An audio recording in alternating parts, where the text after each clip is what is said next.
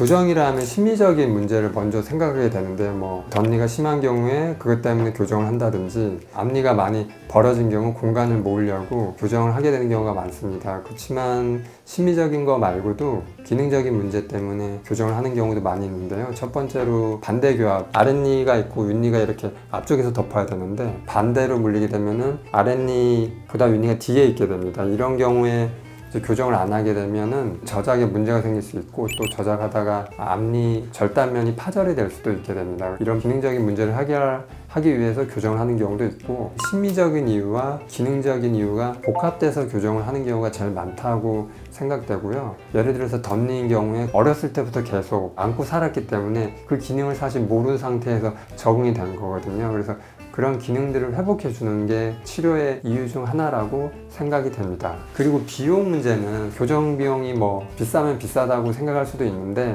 교정을 처음부터 끝까지 다 해보신 환자분들은 아마 이 교정 비용 이해할 거예요. 오셔서 검사를 받고 이제 의사 선생님한테 자기 상태 설명을 듣고 적당한 치료 방법을 선택을 해서 교정 첫날 끝나고 그리고 매월마다 병원에 내원해서 계속 하는 1년의 과정들이 있고 그리고 한 2년 정도 치료 기간이 끝난 다음에 장치를 떼고 또 유지 장치를 받은 다음에 또 몇 년간 이렇게 저희가 리콜 체크를 하게 되는데 이런 1년의 과정이 대부분이 포함된 가격이기 때문에 사실은 그 전체적인 과정에 있어서 저뿐만 아니라 병원의 직원분들의 노고 그리고 병원에 여러 들어가는 이 재료들이나 인프라에 관련된 비용들을 따지면 사실 큰 비용은 아니지 않나 이런 생각이 들고요. 교정을 처음부터 끝까지 완료를 해보신 분이면은 그 비용이 어느 정도는 합당하다라고 생각하실 것 같습니다.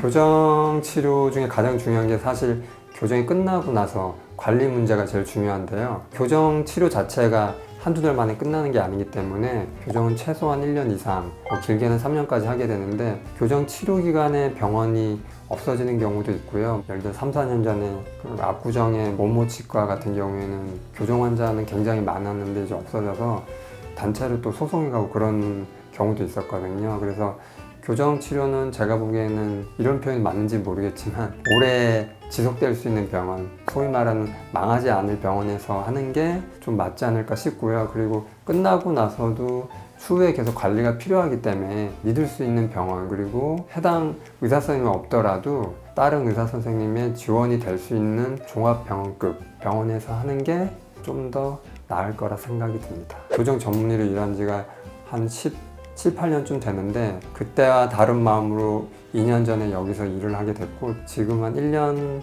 반 정도 진료하면서 제가 10년 전이나 20년 전에 환자를 봤을 때하고는 또 여러 환경들이 다르고 환자들 마음이 다른 것을 보게 됩니다. 모쪼록 여러 가지 상황들의 변화에 따라서 제가 이렇게 환자분들하고 컨택할 수 있는 그런 기회가 돼서 좋았고 언제나 강남 세로치과는 여러분들이 덜 힘들고 통증이 덜 될 수 있는 교정을 생각하고 있기 때문에 와서 좋은 그 상담을 받으시고 저 말고라도 좋은 원장들이 많으니까 치료받을 수 있는 기회가 됐으면 좋겠습니다. 감사합니다.